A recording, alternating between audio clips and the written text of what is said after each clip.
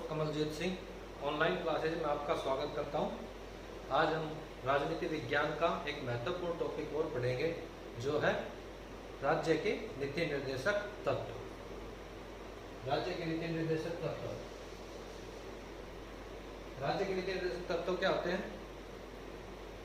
मौलिक अधिकार,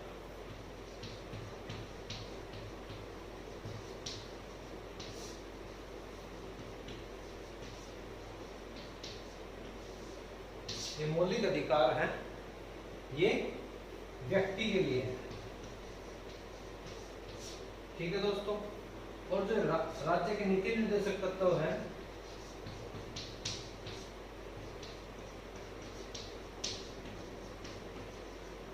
निर्देशक तत्व हैं, ये किसके लिए हैं? राज्य के लिए। ये राज्य के लिए हैं और मौलिक अधिकार हैं वो व्यक्ति के लिए है।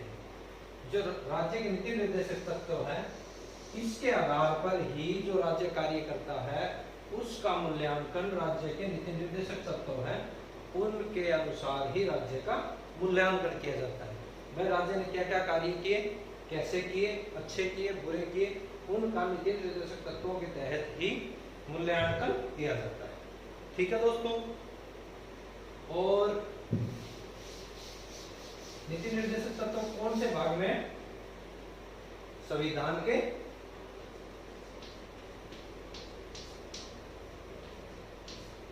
भाग 4 में है। कहां से कहां तक है? 36 से 51 तक। ठीक है। और भाग 4 में नीति निर्देशक तत्व और 36 से 51 तक, अनुच्छेद 36 से 51 तक इनका संविधान में विवरण मिलता है। ठीक है दोस्तों। और ये कहां से लिए गए हैं? संविधान जब बना तो ये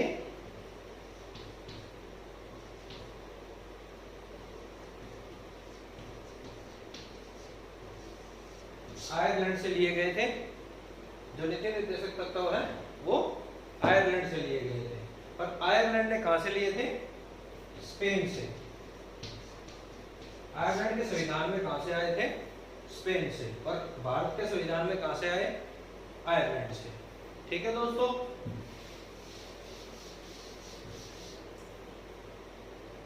और ऑस्टिन ने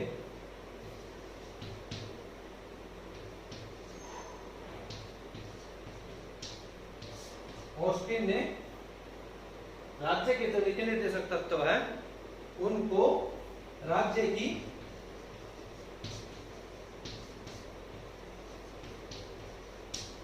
आत्मा कहा है। ऑस्टिन ने राज्य के जो नीति निर्देशक तत्व है उसको राज्य की आत्मा कहा है।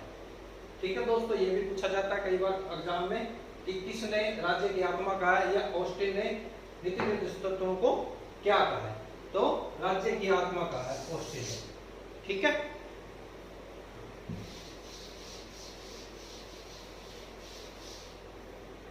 और संविधान की आत्मा किस कौन से अनुच्छेद को कहा है?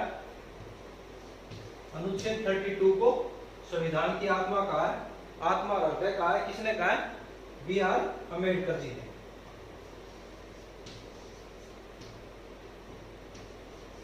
B.R. अम्बेडकर जी ने अनुच्छेद 32 को संविधान की आत्मा कहा है।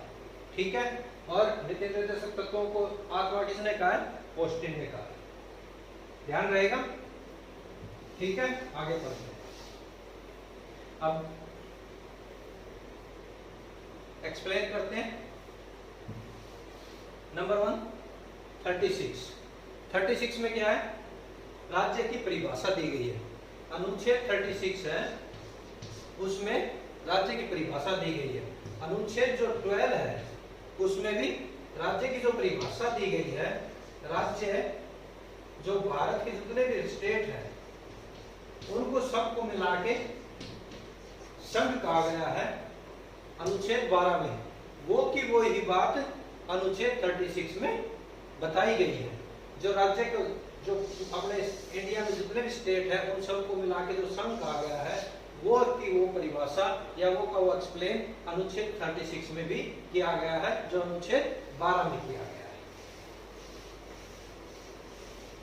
ठीक है दोस्तों, नेक्स्ट, न्यायालय में परिवर्तनीय नहीं है। जैसे मौलिक अधिकार है हमारे,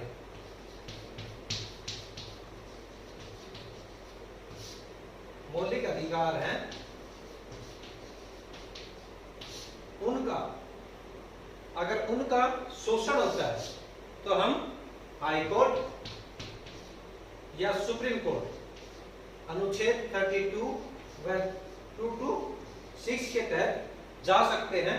उसी प्रकार से न्यायालय, यह न्यायालय में परिवर्तनीय नहीं है। राज्य के जो नीति निर्देशक तत्व है उनके लिए हम किसी भी हाई कोर्ट या सुप्रीम कोर्ट में या किसी भी न्यायालय में नहीं जा सकते हैं। इनके खिलाफ हम कहीं भी किसी भी अदालत में कोई भी कार्रवाई या किसी भी प्रकार का न्याय के लिए हम अपील नहीं कर सकते हैं, कह नहीं सकते हैं। ये न्यायालय में परिवर्तनीय नहीं है। इसका मतलब यही है कि इनके लिए हम मांग नहीं कर सकते। राज्य पर जो सरकार है, राज्य सरकार है, उस पर दबाव हम नहीं बना सकते। जैसे हम मौलिक अधिकारों के लिए हाई कोर्ट और सुप्रीम कोर्ट चले जाते हैं, राज्य पर दबाव बना लेते हैं अगर व्यक्ति का मौलिक अधिकारों का शोषण होता है, उसी प्रकार इसको हम कहीं भी डिफेंड नहीं कर सकते। राज्य के खिलाफ हम राज्य के खिलाफ न्यायालय में किसी भी न्यायालय में नहीं जा सकते, हाई कोर्ट या सुप्रीम कोर्ट, कोई किसी भी न्यायालय में नहीं जा सकते। अनुच्छेद 36 और 37 ये कहा गया है। ठीक है दोस्तों, आगे 34 में क्या कहा गया? लोक कल्याणकारी की अभिवृद्धि के प्रयास करेगा राज्य। राज्य लोक कल्याणकारी जो सामाजिक है,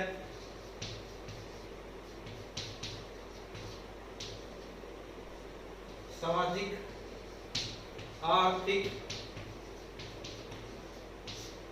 सामाजिक कार्य, आर्थिक कार्य, प्रत्येक व्यक्ति के लिए जो भी क्या कहते हैं कल्याण के जो कार्य हैं, राज्य से जो कल्याण के कार्य है प्रत्येक व्यक्ति के लिए, वो सारे प्रयास करेगा कौन?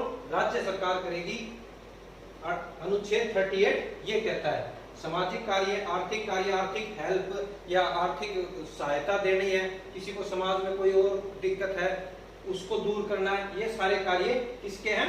राज्य सरकार के। अनुच्छेद 38 ये कहता है। ठीक है दोस्तों, आगे 39 क्या कहता है? संसाधनों का उचित वितरण व समान कार्य के लिए समान वेतन। जो हमारे संसाधन है, राज्य के पास जितने भी संसाधन है, उनका समान, प्रत्येक व्यक्ति को बिना भेदभाव किए हुए समान रूप से उनका वितरण किया जाएगा। एक तो ये बात दी गई है अनुच्छेद 39 में। दूसरा क्या कहता है? समान कार्य के लिए समान वेतन। समान कार्य के लिए समान वेतन का मतलब है स्त्रियों या पुरुषों,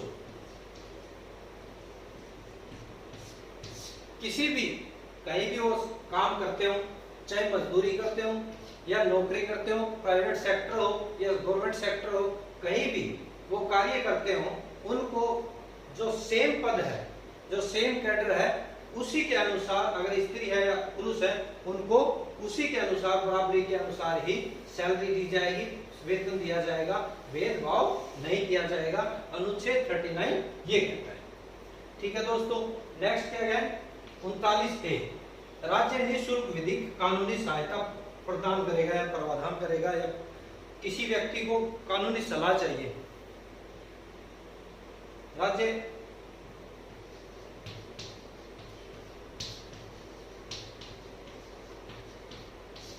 कानूनी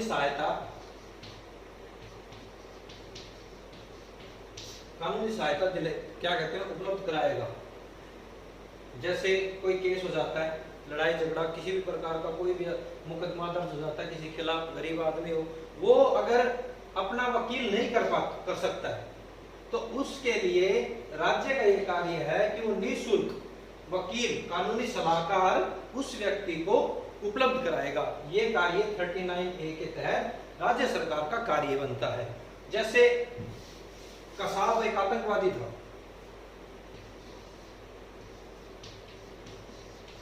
कसाब जो आतंकवादी था उसका यहाँ इंडिया में कोई नहीं था, तो उसके लिए महाराष्ट्र सरकार ने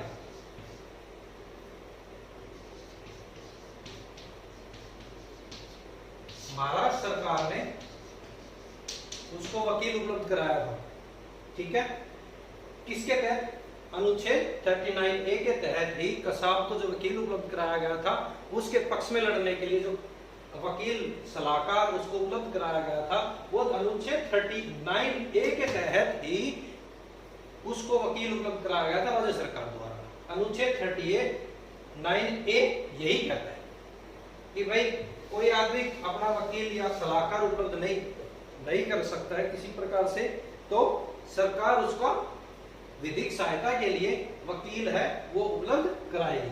39A ये कहता है। ठीक है, 40 अनुच्छेद 40 क्या कहता है? ग्राम पंचायत। ग्राम पंचायत अनुच्छेद 40 में क्या है? ग्राम पंचायत है। 73वां संशोधन 1992 में किया गया था। इससे पहले ग्राम पंचायतों को संवैधानिक दर्जा प्राप्त नहीं था।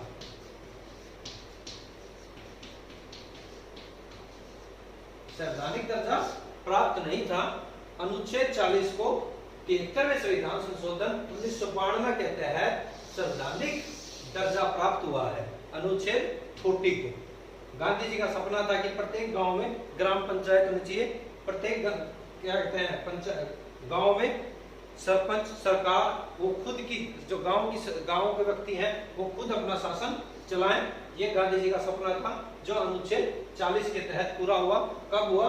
73वें संविधान संशोधन द्वारा 1992 में जब संवैधानिक दर्जा मिल गया ग्राम पंचायत को, उसके बाद गांधी जी का जो सपना था वो पूर्णतः पूरा हुआ अनुच्छेद 40 में।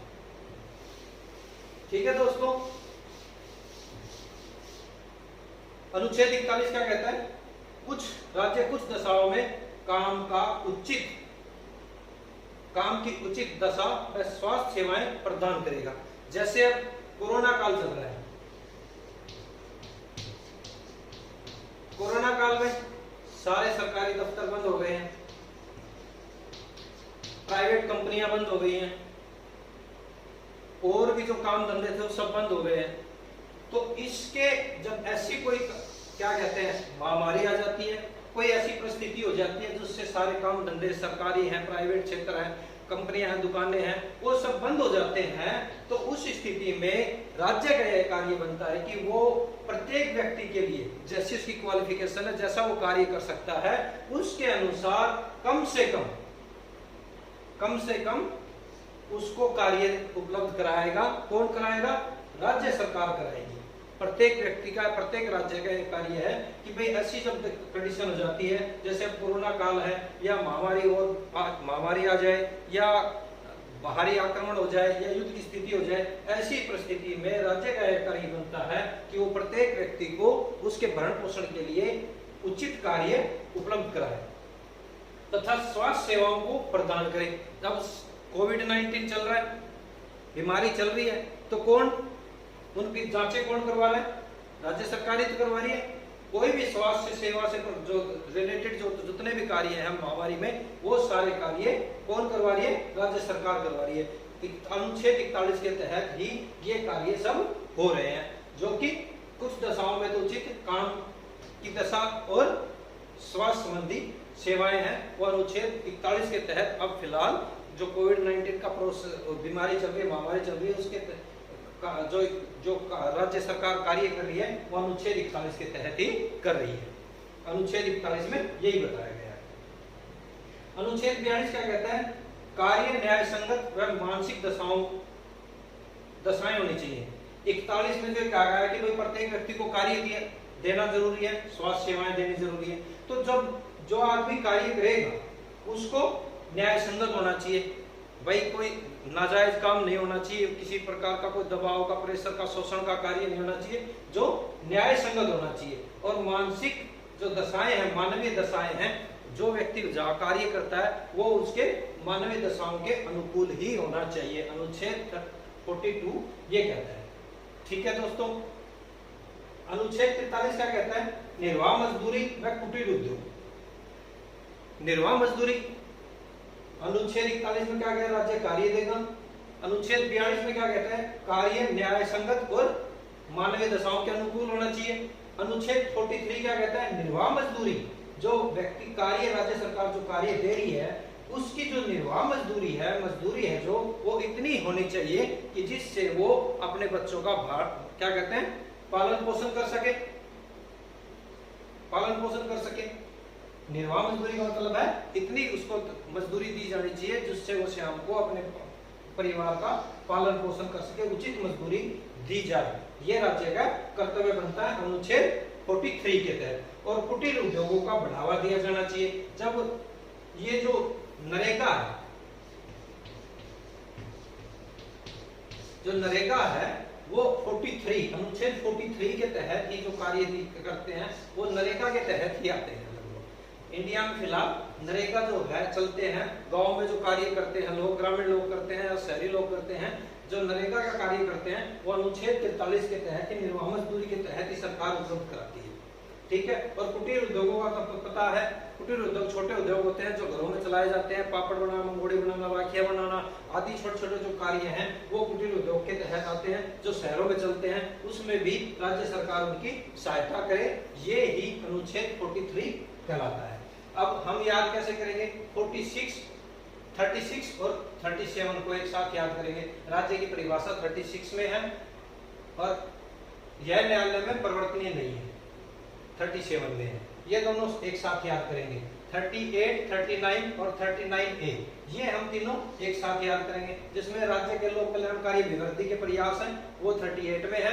संसाधनों का उचित वितरण और समान कार्य के लिए समान वेतन 39 में है। और राज्य निःशुल्क विधिक सहायता कानूनी सलाहकार उपलब्ध कराएगी, ये 39A में। ठीक है। और इन 40 को तो ग्राम पंचायत है, इसको तो अकेला याद करना पड़ेगा। और इन तीनों को एक साथ याद कर सकते हैं क्योंकि राज्य कुछ दशाओं में कार्य देगा। फिर वो कार्य कैसा होना चाहिए? न्याय संगत होना चाहिए और मानवीय दशाओं के अनुकूल होना चाहिए। और फिर वो जो कार्य कर रहा है वो निर्वाह मजदूरी इतनी होनी चाहिए कि वो अपना परिवार का पालन पोषण कर सके और कुटीर उद्योगों को शहरी क्षेत्र में बढ़ावा दे। ये हम तीनों एक साथ याद करेंगे। ठीक है दोस्तों, आगे बढ़ते हैं हम। अगला अनुच्छेद 44 क्या कहता है? समान नागरिक संहिता का प्रावधान करेगा। कौन करेगा? राज्य करेगा। राज्य समान नागरिक संहिता का मतलब होता है कानून। संहिता का मतलब क्या होता है? कानून। ठीक है।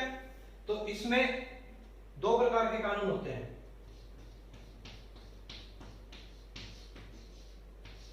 नागरिक कानून और सामाजिक कानून। नागरिक कानून को हम व्यक्ति कानून भी कह सकते हैं।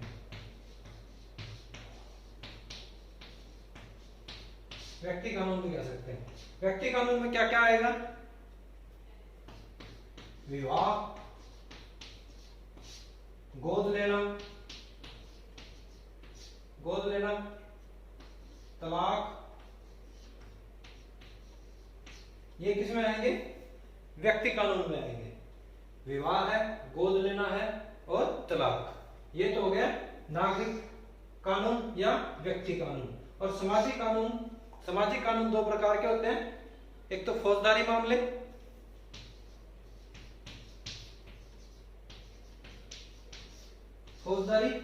और एक दीवानी मामले। फौजदारी और दीवानी मामलों में क्या डिफरेंट है?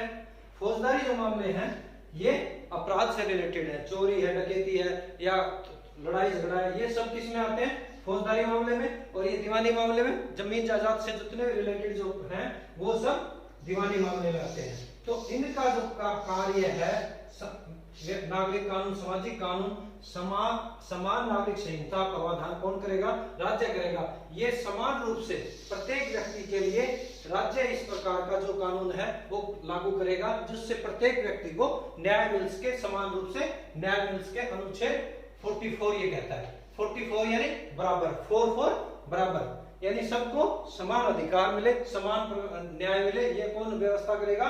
राज्य सरकार करेगी। ये कार्य कौन करेगा? राज्य सरकार करेगी। ठीक है दोस्तों, 44 में ये बताया गया है। 45 क्या कहता है? अनुच्छेद 45 कहता है 6 वर्ष से कम आयु के बच्चे हैं जिनका उनका पालन पोषण, शिक्षा, स्वास्थ्य जो भी कार्य है वो सब कौन करेगी? राज्य सरकार करेगी। उनका पालन पोषण है, शिक्षा है, शिक्षा कैसी होगी? निःशुल्क होगी।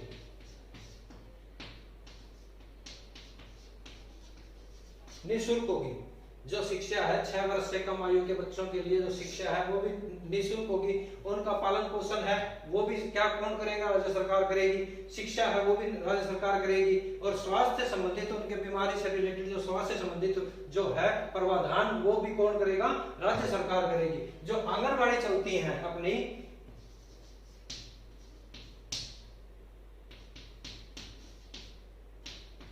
जो आंगनबाड़ी चलती है गांव में, शहरों में, वो अनुच्छेद 45 के तहत ही जो 6 वर्ष से कम आयु के बच्चे हैं उनको वहां पालन पोषण, शिक्षा, स्वास्थ्य सारे कार्य है वो आंगनबाड़ी के थ्रू ही किए जाते हैं। और वो कौन व्यवस्था करता है? इस आंगनबाड़ी की व्यवस्था कौन करता है? राज्य सरकार करती है। ठीक है। अनुच्छेद 45 ये कहता है जो आंगनबाड़ी चलती है ना जो वो अनुच्छेद 45 के तहत ही राज्य सरकार चलाता है, जिसमें 6 वर्ष से कम आयु के जितने बच्चे हैं उनका पालन पोषण, शिक्षा, स्वास्थ्य है जो भी देखभाल का कार्य है वो राज्य सरकार करती है। वो अनुच्छेद 45 के तहत ही करती है। ठीक है दोस्तों, आगे चले। अनुच्छेद 46 क्या कहता है? अनुसूचित जाति, जनजाति, पिछड़ा वर्ग, शिक्षा, स्वास्थ्य, आर्थिक स्तर। जो अनुसूचित जाति है, अनुसूचित जनजाति है, पिछड़े वर्ग के जो लोग हैं उनके स्वास्थ्य से संबंधित उनका आर्थिक स्तर सुधारने के लिए उनका स्वास्थ्य सुधारने के लिए, आर्थिक स्तर सुधारने के लिए राज्य सरकार प्रयास करेगी। ठीक है। अनुसूचित जाति के, जनजाति के, पिछड़े वर्ग के जो लोग, गरीब तबके के लोग होते हैं उनके स्वास्थ्य से संबंधित जो भी कार्य है या आर्थिक स्तर सुधारने के लिए जो कार्य है वो कौन करेगा? राज्य सरकार करेगी अनुच्छेद 46 के तहत। ठीक है दोस्तों, आगे 47 अनुच्छेद 47 क्या कहता है? राज्य के लोगों के लिए पोषण स्तर, स्वास्थ्य और आर्थिक स्तर, जो लोगों का खाने पीने का जो है, जो गरीब लोग हैं जो राज्य में जो अपना क्या कहते हैं अच्छे से भरण पोषण नहीं कर पाते हैं उनका पोषण स्तर कौन करेगा? राज्य सरकार करेगी। उनका स्वास्थ्य का देख रेख कौन करेगा? राज्य सरकार करेगी। उनका आर्थिक स्तर सुधारने के लिए कार्य कौन करेगा? राज्य सरकार करेगी। ठीक है। इसमें 47 में यही कहा गया है जो राज्य में जो लोग हैं, गरीब लोग हैं, उनका पोषण स्तर सुधारने के लिए, स्वास्थ्य और आर्थिक स्तर सुधारने के लिए जो भी कार्य जो राज्य सरकार कर सकती है उनका जो राज्य सरकार का जो कार्य है वो कर सकती है, वो कार्य 47 के तहत अनुच्छेद 47 ये कहता है कि भाई ये कार्य सभी राज्य सरकार करेगी। ठीक है। 48 क्या कहता है? कृषि, पशुपालन, पशुधन में सुधार और दुधारू पशुओं का जो वध हो रहा है निषेध होना चाहिए। कृषि के लिए किसानों को लेब दी जाती है जिसमें मिट्टी उनकी जांच की जाती है। ठीक है। मिट्टी जांच होने के बाद किसानों को सलाह दी जाती है कि भाई आपकी जमीन के लिए फसल अच्छी है। पशुधन सुधार, पशुओं की नस्ल में सुधार के लिए राज्य सरकार कार्य करती है और राज्य सरकार को कार्य करने चाहिए। जो दुधारू पशु है, गाय है, भैंस है, जो दूध देते हैं, जो पशु जानवर जो दूध देते हैं उनका जो वध होता है, जो मार दिए जाते हैं, उनको रोकने का कार्य कौन करेगी? राज्य सरकार करेगी। 48 ये कहता है। ठीक है। 48 ए क्या कहता है? राज्य के वन्य जीव व पर्यावरण का संरक्षण। राज्य में जो हमारे जंगल हैं, चरागाह हैं, उनकी कटाई के लिए जो उनको नुकसान पहुंचाते हैं, जो लोग नुकसान पहुंचाते हैं उनको रोकने का कार्य, वन्य जीवों की देखने का, शेर अब प्रजाति कम होती जा रही है, हिरण है, जंगली जानवर जितने भी हैं उनका सबका जीवन संरक्षण, वन्य जीवनों का संरक्षण कौन करेगा? राज्य सरकार करेगी। पर्यावरण से रिलेटेड अपने पेड़ पौधे हैं उनका संरक्षण के लिए कौन कार्य करेगा? राज्य सरकार करेगी। 48 ये कहता है। 48 राज्य सरकार वन्य जीवन और पर्यावरण का संरक्षण के लिए कार्य करेगी। 48 ए ये कहता है। 49 क्या कहता है? ऐतिहासिक महत्व, ये यहां दिख नहीं रहा होगा, ऐतिहासिक महत्व के जो स्थान है 49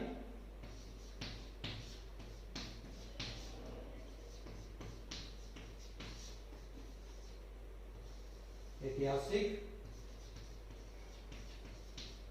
महत्व स्थान और राष्ट्रीय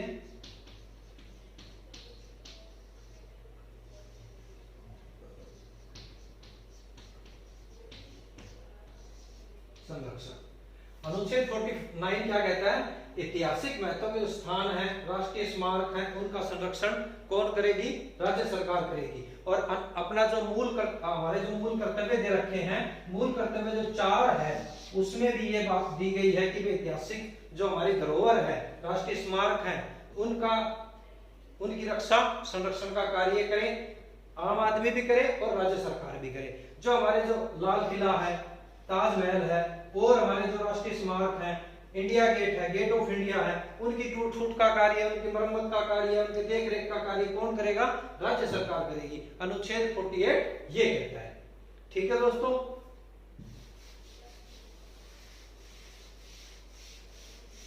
अनुच्छेद 50 क्या कहता है? कार्यपालिका और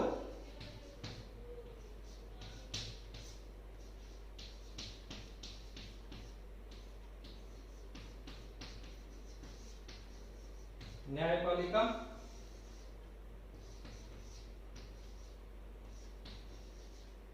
पृथक। जो कार्यपालिका और न्यायपालिका है वो दोनों अलग अलग कार्य करें। अनुच्छेद 50 ये कहता है भाई न्यायपालिका और कार्यपालिका एक हो जाएगी तो फिर तो न्याय किसी को मिलेगा नहीं, राज्य अपने मनमानी करेगा, न्यायालय फिर उस पर कोई विश्वास नहीं करेगा। इसलिए अनुच्छेद 50 ये कहता है कि भाई कार्यपालिका है और जो न्यायपालिका है वो अपना अलग अलग कार्य करे, दोनों अपने अपने कार्य क्षेत्र में अपना कार्य करे, एक दूसरे के कार्य में इंटरफेयर ना करे।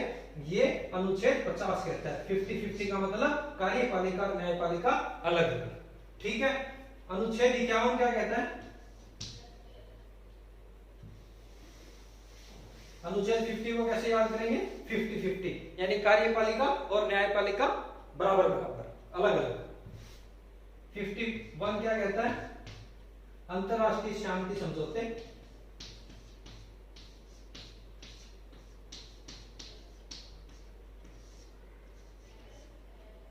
अंतरराष्ट्रीय शांति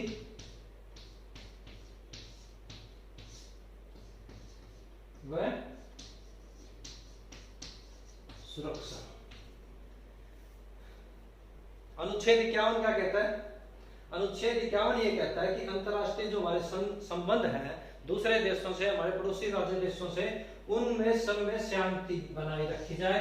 किसी भी प्रकार से किसी को कोई विवाद हो जाए तो उसको बैठकर सुलझाया जाए, बातचीत के तरीके से उस क्या कहते हैं उसको विवाद को सुलटाया जाए, क्या कहते हैं सुलझाया जाए। ये अनुच्छेद 51 कहता है। अंतरराष्ट्रीय शांति सुरक्षा बनाने का कार्य है वो भी राज्य का कार्य है। ठीक है। और सुरक्षा का कार्य भी किसका है? राज्य सरकार का है। ठीक है। ये अनुच्छेद 51 कहता है। भाई पंचतंत्र जो नेहरू जी ने चलाया था, 5 देश, जैसे हमारे आम भाषा में गांव में कोई लड़ाई झगड़ा हो जाता है तो उसको 5 लोग बैठ करके उसको सुलझा देते हैं। उसी प्रकार से अगर अंतरराष्ट्रीय में कोई विवाद हो जाए, किसी दूसरे देश के साथ विवाद हो जाए तो 4-5 देशों को मिलके उसमें समझौता कराना चाहिए, शांति सुरक्षा बनाए रखनी चाहिए। अनुच्छेद 51 ये कहता है। ठीक है। 51 का मतलब अंतरराष्ट्रीय शांति समझौता।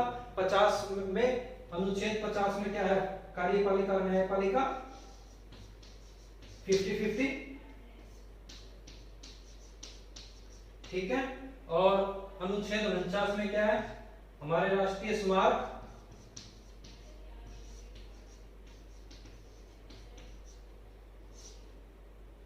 स्मारक और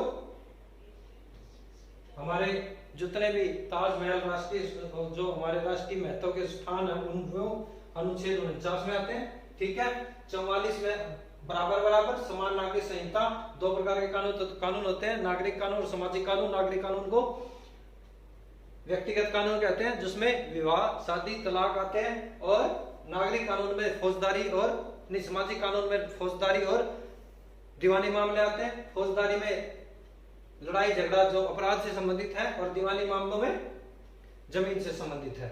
45 क्या कहता है? अनुच्छेद 45 6 वर्ष से कम बच्चों के जो आयु है उनके शिक्षा का, स्वास्थ्य का, भरण पोषण का सरकार क्या कहते हैं कार्य करेगी। अनुच्छेद 46 क्या कहता है? अनुसूचित जाति जनजाति पिछड़े वर्ग के स्वास्थ्य का, आर्थिक स्तर का सुधारने का जो कार्य है वो राज्य सरकार करेगी। 47 क्या कहता है? लोगों के पोषण स्तर का, स्वास्थ्य का, आर्थिक स्तर का। जब लोगों का पोषण स्तर, आर्थिक स्तर सुधर जाए, स्वास्थ्य सुधर जाएगा तो क्या कार्य करेंगे? कृषि करेंगे, कृषि पशु पालेंगे, सुधार पशु क्या कृषि करेंगे, पशुपालन करेंगे। ठीक है। पशुपालन करेंगे तो वो क्या कहते हैं? जंगलों की भी देख रेख करेंगे। यही तो हुआ। राज्य सरकार लोगों का स्वास्थ्य देखेगी, आर्थिक स्तर सुधारने के लिए कार्य करेगी। तो 48 में क्या है? पशुपालन करेगी, कृषि करेगी तो आर्थिक स्तर सुधरेगा, उनका हेल्प करेगी। तो 48 में क्या है? पर्यावरण संरक्षण, जीव जंतुओं का संरक्षण करेगी। हम इन तीनों को यूं याद कर सकते हैं। और 44 और 45 को 44, 45 और 46 को हम ऐसे याद कर सकते हैं। समान नागरिक संहिता यानी 44 का मतलब बराबर बराबर, और 45 में 6 वर्ष से कम आयु के लिए है, और 46 में अनुसूचित जाति जनजाति पिछड़ा वर्ग के लिए कार्य करेगी राज्य सरकार। ठीक है दोस्तों, थैंक यू। पसंद आए तो कमेंट करो, लाइक करो और शेयर करो। ओके। और लगभग मेरा जहां तक ख्याल है समझ आ गया होगा, और नहीं आया हो तो एक दो बार और वीडियो को देखोगे तो कंप्लीटली अच्छे से आपको समझ आ जाएगा। Thank you.